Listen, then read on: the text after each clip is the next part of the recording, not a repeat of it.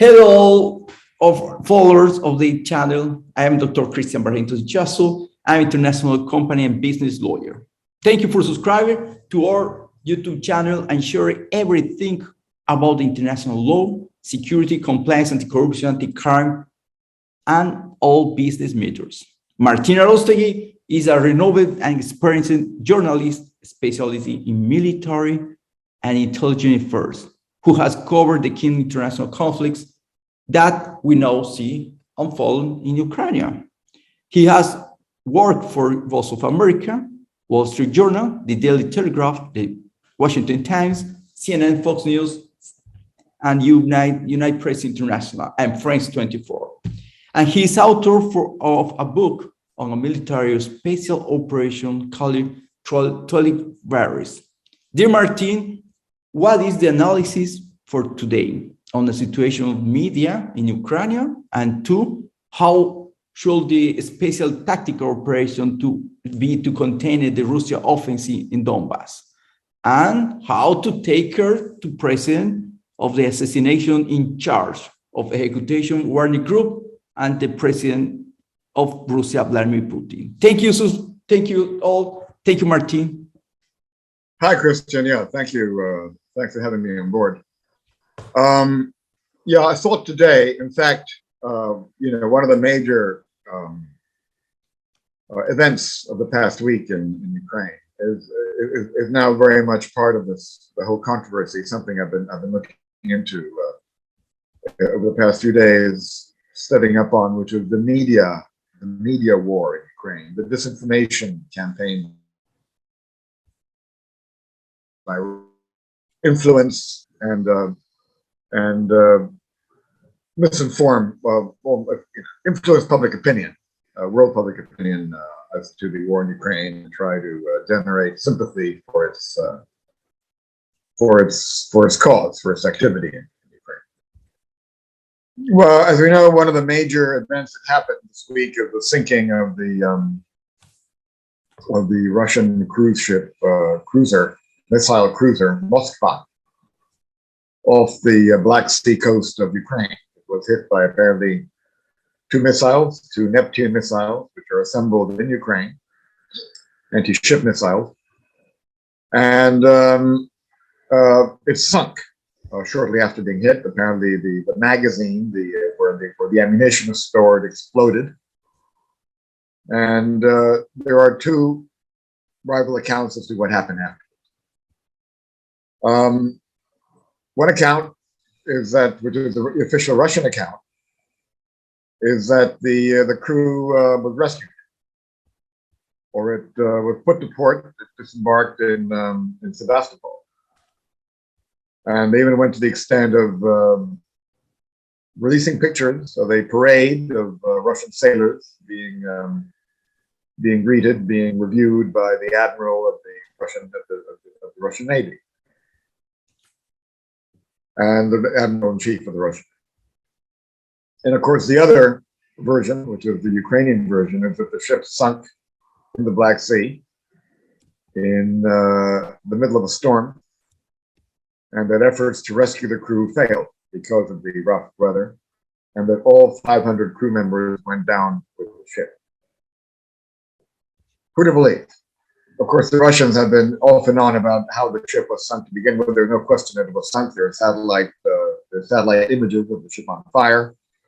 It would appear that such a fire would have been caused by a missile, by a cruise missile hit, by an artillery hit, enemy fire. But the Russians say that it was due to an accident on board. Frankly, who do you believe? Well, I would tend to believe the Ukrainian version. I think that the possibility of ammunition exploding accidentally on board a cruiser and sinking, even given the apparent inefficiencies of the Russian armed forces that have come to the fore in the invasion of Ukraine, is pretty remote. And the Ukrainians seem to give indications of the type of missile that was used, the location of the ship when it was hit, that kind of thing, which would indicate that it was definitely hit by their onshore artillery, about the anti-ship and FT. And as for the crew, well, to think that all the crew would be miraculously rescued and be ready to go on parade in Sevastopol, stand in neat attention while they're reviewed by the Russian Navy admiral is pretty unbelievable. by the admiral of the Russian fleet, not the local, not the local command. It's pretty difficult to believe. It's pretty incredulous. And in fact, what the Russians actually did is would also tend to confirm the Ukrainian version of events. After the ship was hit, they retaliated with a missile strike on the factory producing Neptune missiles in Odessa. Right, they destroyed it. The kind of reaction you might expect after being hit by missiles. Why would they pick that target? Second of all, the admiral in charge of the Black Sea Fleet, a man by the name Admiral Igor Oripov, I believe, was arrested by Putin. I assume in Sevastopol, right? Presumably because of his mismanagement, of his mistake, of his errors that put the ship at risk and his inability to protect it. Now, what other possible explanation could there be? I mean, if 500 men had been rescued off a sinking ship, which had been hit by a missile, imagine the guy would be a hero. That'd be an incredible feat to pull off. So, obviously, the admiral of the Black Sea Fleet who was in charge of that operation is in very deep trouble. There are a lot of reasons for Putin to want to get him out, to arrest him. Putin would have to have a pretty strong reason to do so. And finally, at this parade, where the admiral of the Russian Navy reviewed these sailors, and there's no, he would have had to make a special trip to Sevastopol from Moscow to be there to receive them and to review them. I mean, you have these sailors standing at attention. We don't know who the hell they are. I mean, there was one person that was not present, and that was the captain of the Moskva, who would have believed went down with the ship on Russian crew. So all in all, if you put all pieces together, it would seem to back the Ukrainian version of it. The Moscow was sunk. In fact, this is what it seems to happen in all wars, recent wars. These beautiful ships, these beautiful big battleships that look great and very majestic and seem very threatening, are actually very easy targets. And this has happened, since World War II. The Bismarck, the HMS Hood, the HMS Prince of Wales, Prize, and the British and German fleet were all sunk within, easily within days of, at the beginning of the war. In the Falklands, of course, you had the case of the Argentine ship Belgrano, again, the cruise ship, the pride of the Argentine fleet, that was sunk by a British torpedo just before the war even began. So these ships, I don't know why they keep building them. I don't know why they keep producing them. As I say, they look fantastic. They're wonderful. They're beautiful to look at. But in the end, they just present very nice, beautiful targets for a nice prestige attack by whoever has a missile or torpedo or bomb to throw at them. So the same has now happened with the Russians. It's very, very unfortunate. So 500 men have been lost needlessly. It's very bad. Of course, one of the reasons the Russians would want to hide, would definitely want to conceal the truth about this, would not want the world to know that 500 sailors went down with the pride of its Black Sea Fleet. It's because of the reaction they would have in the Russian armed forces. I think you would expect mutiny among other Russian ships that are supposedly being ready for a possible attack on Odessa, and which already have experienced discipline problems, by the way. The Russian Navy already had discipline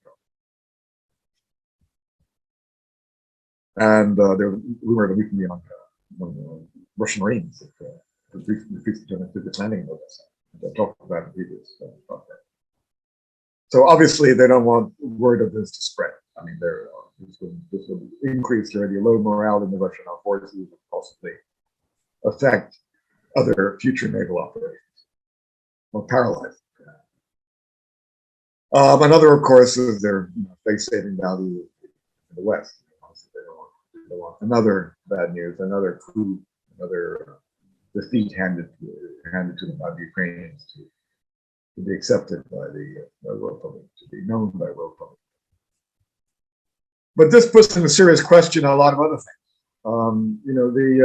We all know, I mean, the State Department, various social media monitoring organizations, Meta and all these, Facebook, have all warned that the Russians are launching a massive, and in fact, they're redoubling efforts to launch a massive disinformation campaign or propaganda campaign through basically a network of Twitter accounts, hundreds or thousands of Twitter accounts that they created usually out of maybe a single location. In past occasions, when they do this, they used a troll farm in St. Petersburg. It was traced to the property of a very close oligarch to Putin, one of his closest confidants. And this time, apparently, the troll farm is being traced to somewhere in Belarus. Again, a single location. Here they have dozens, hundreds of guys working on hackers, working on creating, generating a massive amount of social media accounts, Twitter, Facebook, Instagram, all putting out a lot of false information or trying to neutralize or downgrade real information. For example, and one of the major things they've been concentrating on in recent weeks has been the issue of Russia, of the atrocities. They're actually trying to blame this on the Ukrainians. They're actually trying to blame all these hundreds. In Bucha, I think it's 1,000. In other cities, we don't even know how many thousand. In Odessa, in Mariupol, it's already estimated at least 10,000 that have been killed. 14,000, 20,000. And of course, there was that attack on the train station in Kramatorsk, where against refugees who they're waiting to be evacuated.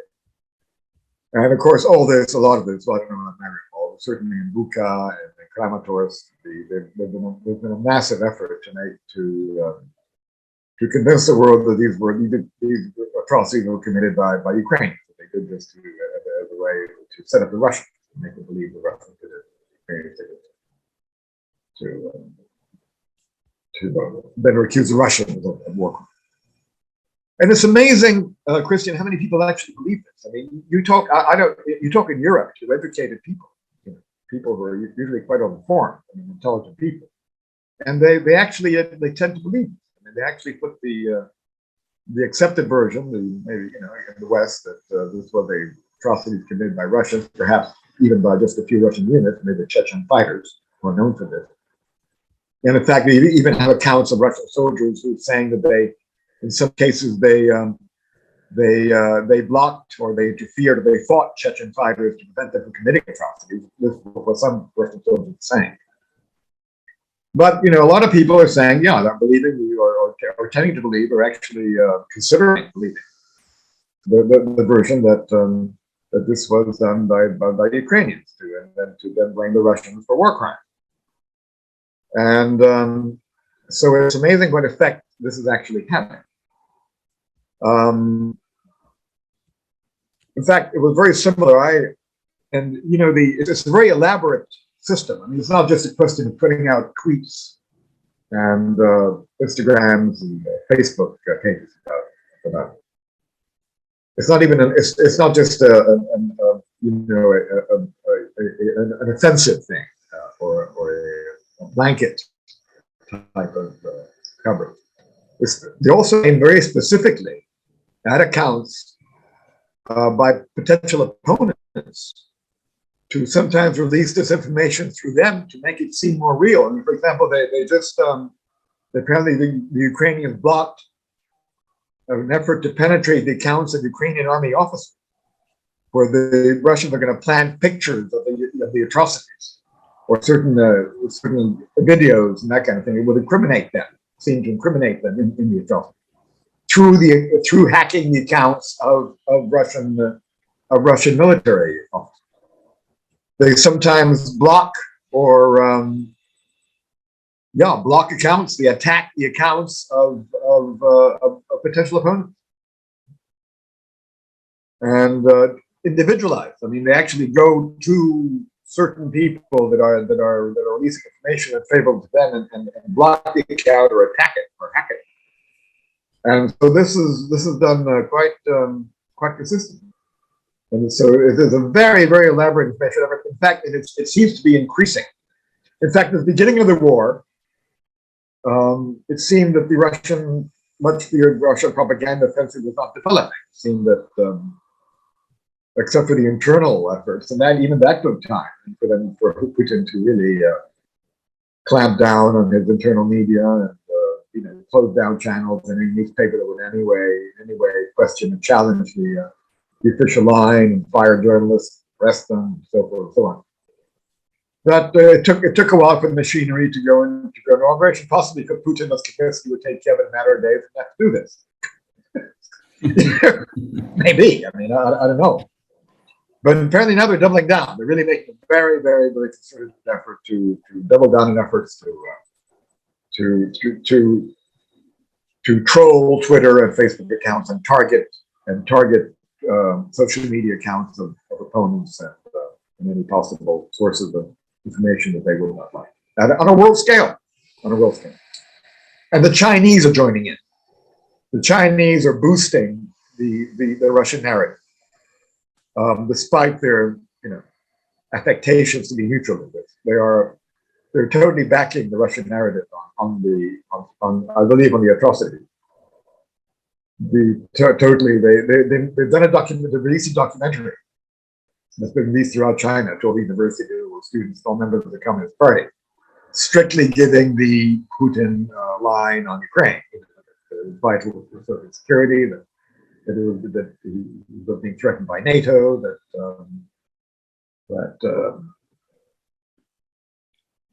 and backing his supporting his plan, his design to recreate the Soviet empire that was under the Stalin and subsequent Soviet Union. So they're also getting the backing from China, and I'm sure they're getting some backing from probably Venezuela and some of the other.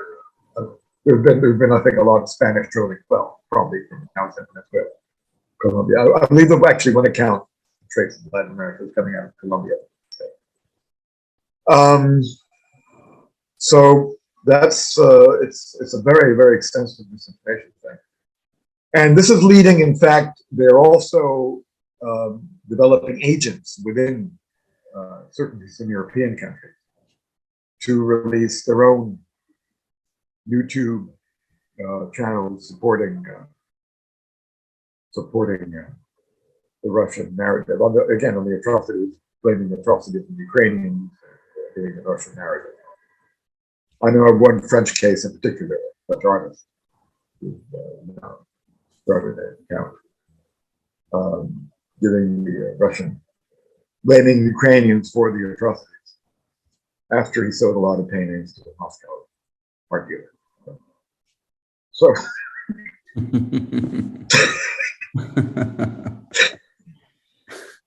it's quite, as I say, it's quite an elaborate, very deep, very in-depth propaganda and misinformation, and it's going to go on. It's going to gain steam as the war goes on. It's going to get deeper.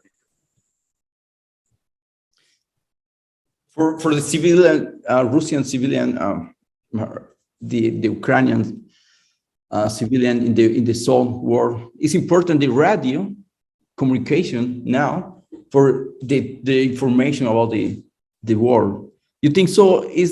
Is back to the past for doing the radio in this case in the war? Well, sure. I mean, the internet can be cut off at any moment. What do you do then? Internet communications are very vulnerable, and increasingly the Russians are able to penetrate the starting. I mean, in fact, the Ukrainian internet communication would have been cut. That was one of the things that Putin was counting on when he initiated the invasion. One of the reasons he thought it was going to be relatively easy. And perhaps he didn't need to start a big propaganda offensive. He thought he could cut the Ukrainian internet communications, which he tried to do but failed because Elon Musk gave them Starlink, set up Starlink for them through a satellite connection. But we don't know how long that can go on without being intercepted, possibly through satellite warfare, through satellite communications warfare. And the radio will have to rely on radio, both to communicate to the outside world and for their own field communication. In fact, the Russians have been using radio quite a bit. I mean, one of the problems the Russians have had, one of the reasons that they've been hit so badly, so consistently, that they've been targeted so well and so precisely by Ukrainian units, special forces units, is that a lot of their communications are on open channels, either radio or cell phone, so they can be intercepted very easily. They know exactly where they are and who they are and what they're hitting and what state the convoy is in and what general is coming down. That's another thing. They can probably know who's moving to the front, and if the general is moving to the front to do a certain thing, they'll know he's coming and have a sniper ready to shoot him. Shoot his brains out. They've done, I think, now in like 8. I think they've killed about half of Putin's generals in Ukraine. So yeah, I mean, on both sides, and the Russians are already, pretty much foregoing internet, more sophisticated internet communication or satellite links because they've broken down and because they don't have the people to manage it. And they've been communicating open channels now since the beginning, practically since the beginning of the war. This is one of the reasons they've had all the problems they've had. It's very interesting. The radio is now the more important artifact of technology. Yeah. In the war is the more important, the radio, no? Well, so, this is the way. Tell me, go ahead. Yeah. So for continuing this podcast, this Sunday, it's special edition, how you think about the next move of the Russia attack Donbass, and this zone war is not control for the Russia army, but is lost. Russia's lost the war. No, certainly wouldn't say that yet. I mean, I think we're a long way from that happening. And I don't think Putin is going to give up as long as he's got army and soldiers to throw in. In fact, look, Putin is a man who's obviously proven himself to have no type of consideration for human life at all. I mean, none. Everybody suspected that before the war, but since until then, his international moves have been rather cautious. Like the thing in Georgia, he's limited himself to only taking a part of the Crimea was a very well planned operation. It was bloodless. It was limited only to that. His intervention in the Donbass and Luhansk provinces was now mainly covert, backing the local pro-Russian militias, maybe with a few undercover special forces and all that. So everybody thought that it was going to be cautious. Of course, you have the example of Syria, where again, Russia had been very blatantly, brazenly, but there was no opposition. And it limited itself mainly, as I said, to giving air support and advisors to Hafez al-Assad's troops. He didn't land troops to confront Western forces directly. But in this war, he's proven to have absolutely no regard for human life at all. None. So what we can expect from him is simply that he will eliminate, he will destroy whatever he has to destroy, kill whoever he has to kill, and cause as much chaos and destruction as necessary to take control of the Donbass region. Whether that is enough, whether he succeeds with that, we don't know. But there are two vital things he's got to have there. And one he's almost got. If he takes Mariupol in the next few days, which it looks likely that he will. I mean, they've got maybe 1,000 Ukrainian forces of the Azov battalion resisting in some steelworks in the northern part of the city, I believe. I think the fourth section would even not to take it by the way. We don't know how that's going to play out. I mean, the Russians have threatened to eliminate them, exterminate them if they don't put down the weapons. In other words, if they have to go in there and capture the steelworks, they will deliberately execute every single one if they don't surrender and put down their weapons now.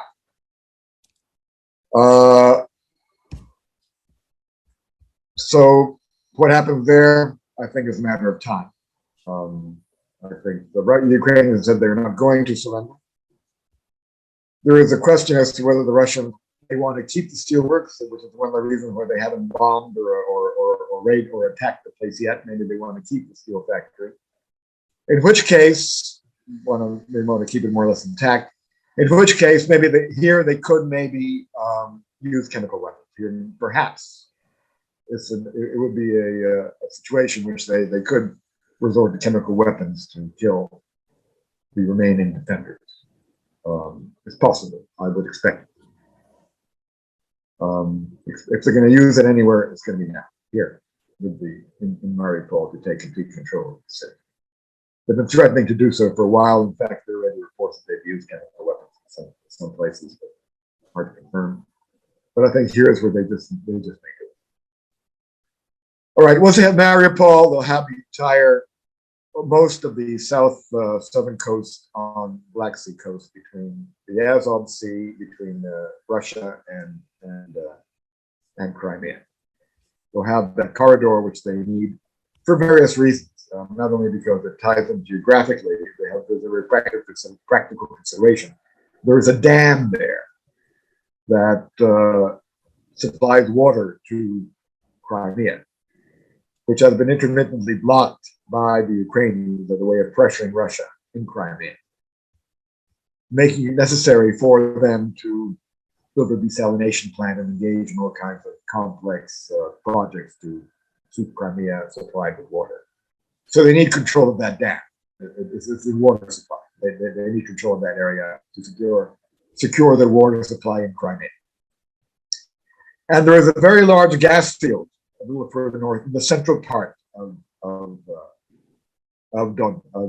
eastern Ukraine, which, of course, is one of the main sources of Ukrainian fuel production, Ukrainian gas production, without which the Ukrainian economy would be much impoverished. And it would certainly enhance Russia's monopoly over gas production in Europe and in that whole area, giving them further control and disposal of the gas dominance in the region. So the Russians have to get eastern Ukraine. I said that before, and it's to make a break for them. Now, if they feel very threatened, if they really feel they're going to lose, then perhaps it's a point where Putin could escalate to the point of using tactical nuclear battlefield weapons. If he really feels he's going to lose. He can gain control of eastern Ukraine otherwise? I think that's possible. I mean, you've got the Ukrainian troops there they're all getting a lot of new and heavier equipment from the West now. Tanks, armored personnel carriers, hundreds of them, heavier long-range artillery, this kind of thing, which puts them in a stronger defensive position or even offensive position. But ultimately, you've got Russia also in a strategically advantageous position where they can hit them from the east, from the Russian frontier provinces where they're already quite well entrenched, and also a flanking maneuver crossing from the north where the troops have just been taken out of Kiev, even if I don't think they're in very good shape, could conceivably outflank them and maybe surround the troops, the Ukrainian positions in the central part of central Ukraine, of Donbass. So the Ukrainians are in a much more vulnerable position. And possibly Putin might be able to dislodge them or defeat them in open warfare. Again, depending on the state of his army. We don't know how badly his army is at this moment. For example, I just read an account that the sanctions, the Western sanctions are depriving, in fact, the Russian armed forces of the ability, or the Russian arms industry, of developing certain weapons. They apparently can no longer build any more tanks. They don't have the parts. They don't have the financing for the factories to build more tanks, and their tank production is paralyzed. They cannot make more of them. And I imagine this is true with the tanks. This must also be true with some other weapon systems. So, and of course, we know about the morale problem the Russian army has.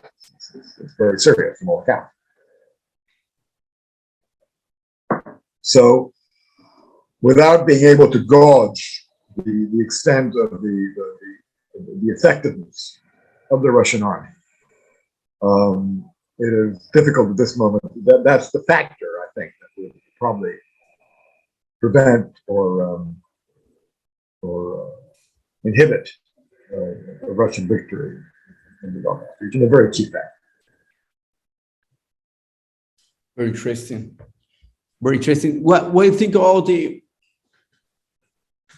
relation, the Latin America relation now with the Putin's allied country, and how increment the business in this situation in the world, in Latin America?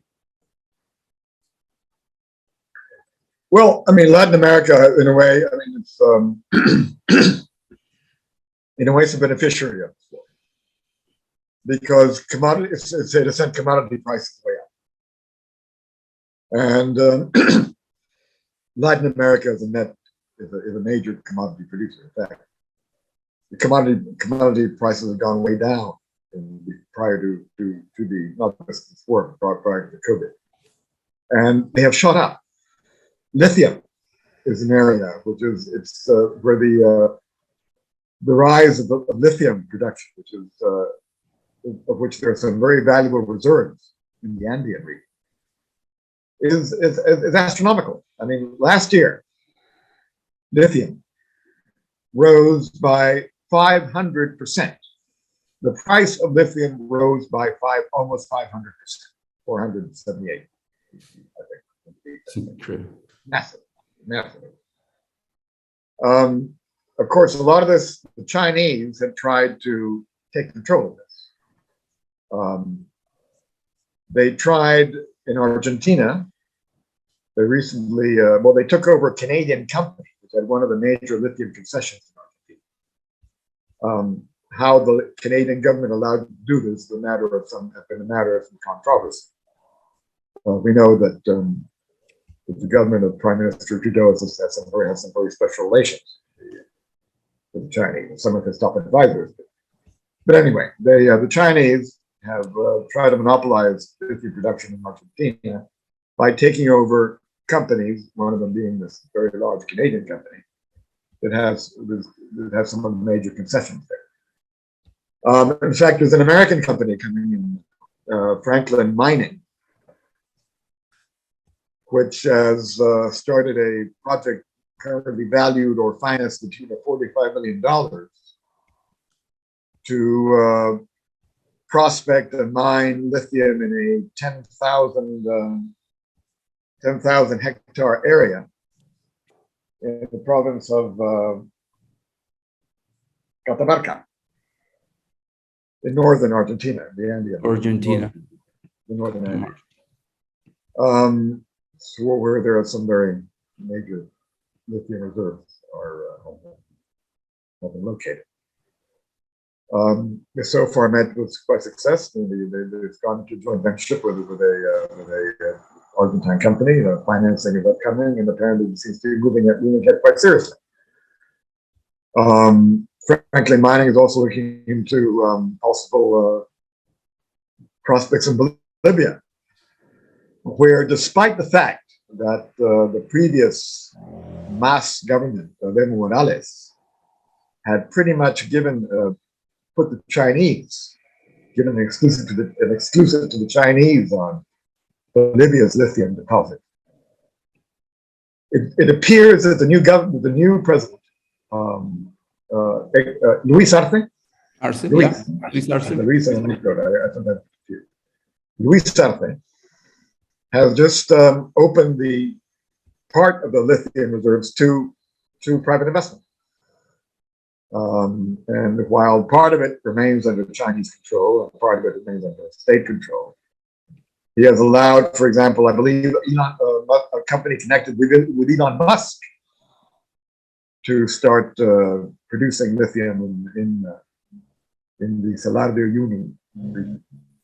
And I believe he's also opening up to other private investment as well, in America and European and Asian, Japanese and Koreans are also very, very much involved in trying to in producing lithium out of the Andes region. And Chile as well. I think while at first President Boric talked about nationalizing all lithium, supposedly feared in a move that would again do the same with chilling lithium that Morales tried to do with Bolivian lithium. In other words, try to get it off to China, or to take its control of China, because a lot of lithium was going to China anyway. The problem is the way they had it, China was going to assume total control over the production and flow of it. In other words, not just being the recipient of lithium, but also controlling the flow and the international prices, which is what the Chinese want to do. He apparently has not done this, or at least has not done this in a very, or at least has not proceeded with any nationalization measures yet. So I think they've walked back on this, and again, there are private companies, American companies now involved in the Chilean lithium production.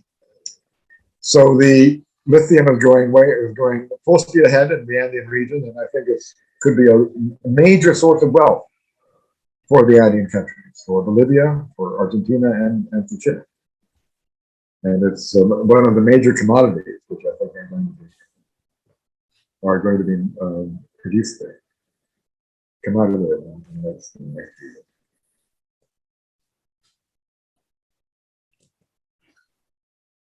And now, what you think about the urea for the food alimentation, for food security? Russia probably the principal abastecement of the urea for the food, and now we use the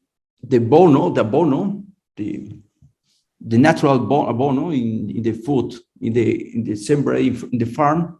What do you think about now in this moment? What are you doing with this natural resource? Well, I believe, didn't they have a project to produce urea? Yeah. Did it ever get off the ground? Yeah, in Cochabamba, we have a factory of the urea. It's urea, which is produced out of gas, from gas. Yeah, so with gas. It's something that can be produced by any gas producer. But yeah, in a general sense, I mean, again, food commodities are going to be another major. They already are. I mean, the price of wheat has gone up. The fertilizers.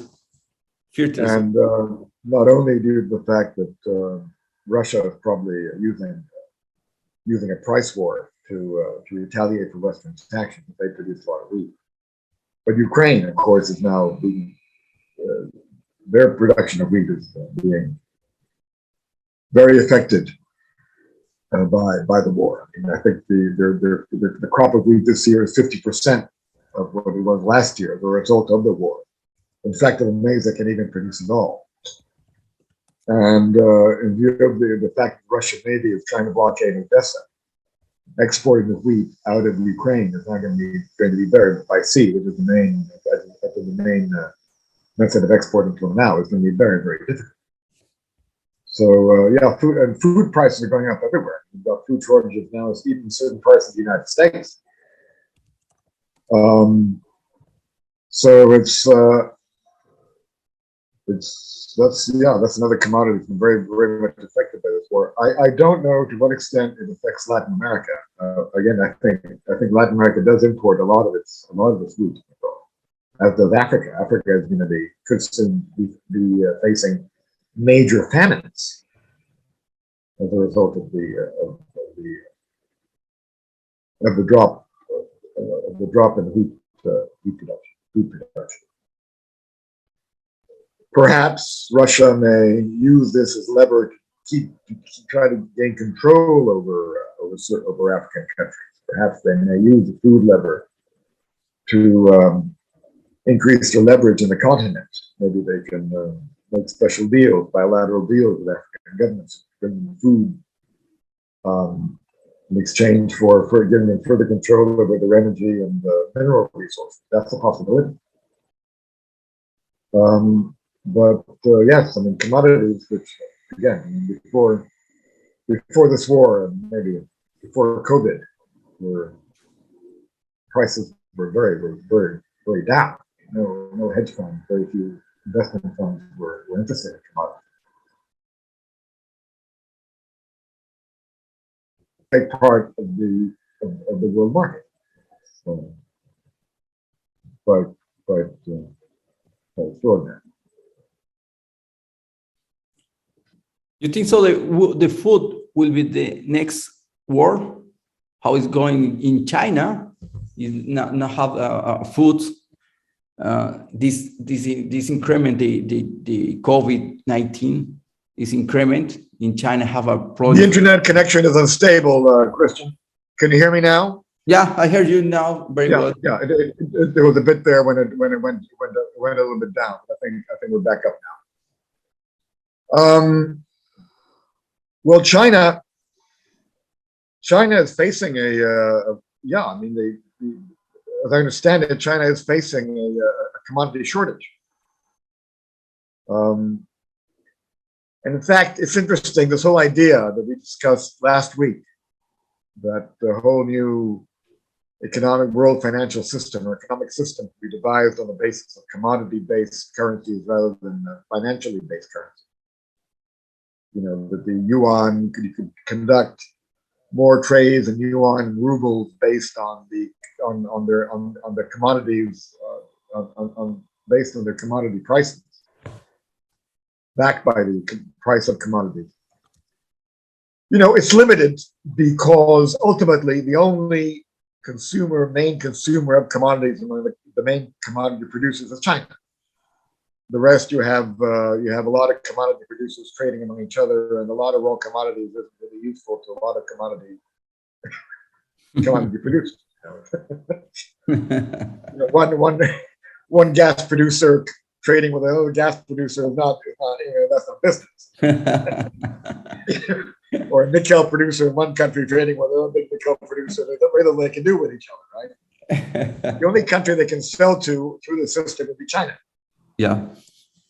But China is now experiencing a commodity shortage. In fact, you know, I've even heard the really horrible, really Machiavellian theory. The reason that there is this COVID lockdown in Shanghai is to bring down demand for food and minerals in China because they can't eat it. Because they don't have enough money to pay for all this, to pay for all the commodities they're importing. It's incredible. So that's, I mean, I don't know if this is true or not, right? But it is a theory that's being circulated, and I wouldn't discount it. It's possible. The Chinese may be using COVID lockdown to control demand, to control internal demand for goods that they don't have available or cannot produce. There has been a downturn in production, for example, of electric vehicles in China over the past month or so. A big downturn.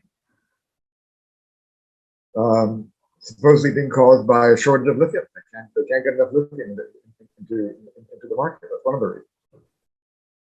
Well, they had excess lithium back in 2019, which has allowed them to impel their electric vehicle production. Apparently, the lithium supply has recently not been enough. Has been insufficient to go on with their electric vehicle production at the levels that they had it. So that's an interesting factor to take into account. Great. Very interesting your analysis. Very interesting, dear Martin. Thank you so much for conclusion. What have now for this food security, for the commodities? You talk about the commodities is very important now in this time, in this week, in this month. Well, what we need is more commodity production, not less. I mean, we need more oil and energy production in the United States, which I think Biden has made some steps to doing, although a lot of people think that it's a ridiculous, very, very small concession at a point when we have a major energy crisis to finally, allow some oil drilling in some federal land and prohibitive but confiscatory tax conditions.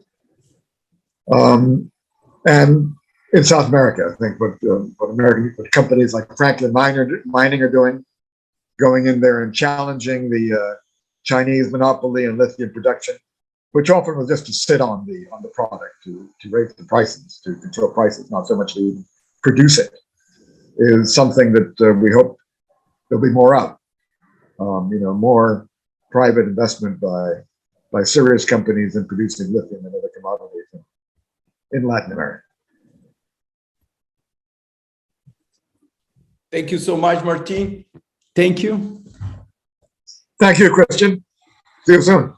Thank you all for subscribing and sharing this video. For more video for next podcast with Martin Arostegui, the best journalist in the world. Thank you so much, Martin. See you next Saturday in this podcast. See you next Saturday. Next Saturday. See you there. Bye-bye.